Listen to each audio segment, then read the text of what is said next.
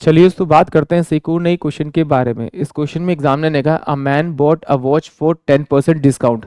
If he had bought for 20% discount he would have got the watch for 125 less.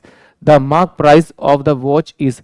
यानी examiner ने क्या कहा कि एक घड़ी है, यदि वो उस घड़ी को 10% छूट पे खरीदता तो उसे कुछ अमाउंट देना पड़ता है, बट यदि उस घड़ी को वो 20% कम दाम पे खरीदता है तो उसे 125 रुपये कम चुकाने पड़ते। तो एग्जामिनर पूछ रहा है कि उसका मार्क प्राइस क्या है।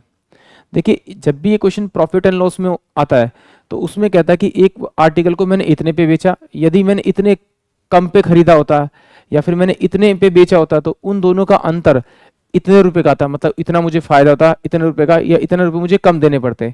तो जब भी इस प्रकार का क्वेश्चन आए, यहाँ पर आए या प्रॉफिट एंड लॉस में आए, तो कुछ नहीं करना, अगर सेम दे रखा है प्रॉफिट एंड लॉस में यानी कि प्रॉफिट और प्रॉफिट दे रखा है तो दोनों का डिफरेंस करके उसके डिफरेंस के बराबर रख दो, आपको आपका कॉस्ट प्राइस मिल जाएगा। यहाँ पर देखिए डिस्काउंट डिस्काउंट दे रखा है, अगर डिस्काउंट डिस्काउंट दे रखा है तो दोनों का डिफरेंस करके इसके बराबर रख दीजिए, आपको आपका आंसर मिल जाए। कैसे जरा देखिए एग्जाम में कैसे करना है, इन दोनों का डिफरेंस निकालिए। डिफरेंस कितना है 10, कितना है 10%, तो इसको 100 अपॉन में 10 से इसको डिवाइड कर दीजिए, आपको आपका आंसर मिल जाएगा। यानी कि 125 और 0 यानी कि 1250 जो होगा वो उसका क्या होगा, मार्क प्राइस होगा। यानी कि ऑप्शन बी जो होगा वो इस क्वेश्चन के लिए करेक्ट होगा।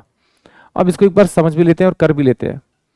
मान लेते हैं कि भाई मार्क प्राइस जो था मेरे पास में आपका 100 रुपये था, वो उसे बेच रहा था कितने 10% के डिस्काउंट पे, तो इसका 10% निकालूंगा तो 10 रुपये आएगा, और उसमें से माइनस करूंगा तो बेचेगा कितने में, वो 90 में।